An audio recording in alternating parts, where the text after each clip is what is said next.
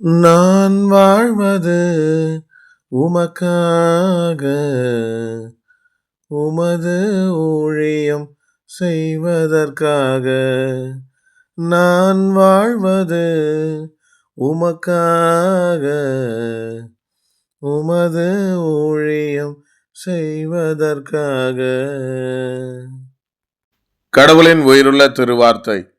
எதை செய்தாலும் அதை மனுஷருக்கென்று செய்யாமல் கர்த்தருக்கென்று மனப்பூர்வமாய் செய்யுங்கள்.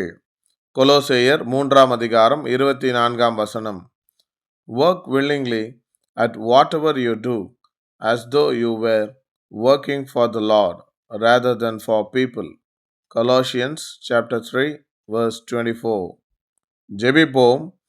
அன்பின் பரமபிதாவே, நித்திய வாழ்வை அளிப்பவரே, நாங்கள் செய்யும் ஒவ்வொரு காரியத்தையும் உம்முடைய நாமம் மகிமைக்கென்று செய்யவும், உம்மையே நாங்கள் உயர்த்தவும், உமக்காக வாழவும் அருள் செய்திட வேண்டும் என்று வாழ வைக்கும் ஆண்டவர் இயேசுவின் மூலம் ஜெபிக்கிறோம். ஜெபங்கேளும் எங்கள் நல்ல பிதாவே. ஆமேன். God bless you all abundantly.